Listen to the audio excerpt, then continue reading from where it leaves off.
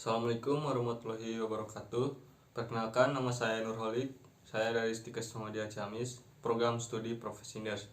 Di sini saya akan menjelaskan mengenai buku Standar Diagnosa Keperawatan Indonesia atau disingkat menjadi SDKI.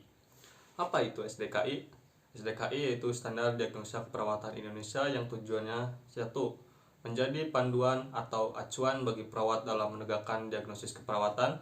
Yang kedua, meningkatkan otonomi perawat dalam memberikan pelayanan kesehatan.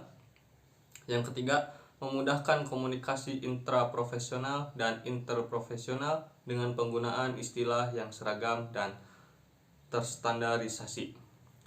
Yang keempat, meningkatkan mutu asuhan keperawatan. Adapun ketentuan umum di dalam SDKI adalah sebagai tolak ukur yang dipergunakan sebagai pedoman penegakan diagnosis keperawatan dalam rangka memberikan asuhan keperawatan yang aman, efektif, dan etis. Untuk ketentuan umum, yaitu suatu penilaian klinis mengenai respon klien terhadap masalah kesehatan atau proses kehidupan yang dialaminya baik berlangsung aktual maupun potensial. Jenis diagnosis keperawatan dibagi menjadi dua, yaitu negatif dan positif. Negatif dikategorikan menjadi dua, yaitu aktual dan resiko. Sedangkan untuk yang positif dikategorikan berdasarkan promosi kesehatan. Diagnosis aktual ini menggambarkan respon klien terhadap kondisi kesehatan atau proses kehidupannya yang menyebabkan klien mengalami masalah kesehatan. Tanda gejala mayor dan minor dapat ditemukan dan divalidasi pada klien.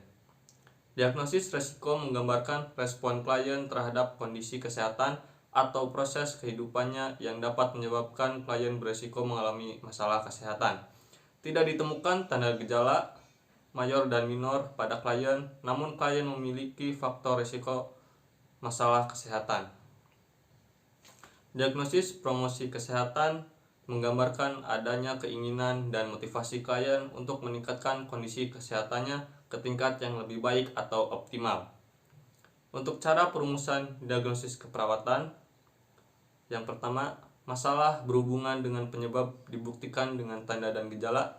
Yang kedua, masalah berdasarkan penyebab dibuktikan dengan tanda gejala. Yang ketiga, masalah dibuktikan dengan faktor risiko. Yang keempat, masalah dibuktikan dengan tanda gejala.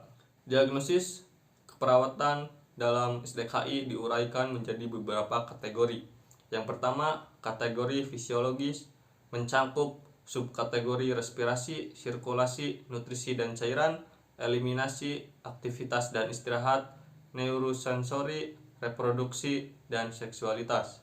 Yang kedua, kategori psikologis mencakup subkategori nyeri dan kenyamanan, integritas ego, pertumbuhan dan perkembangan. Yang ketiga, kategori perilaku mencakup subkategori kebersihan diri, penyuluhan dan pembelajaran.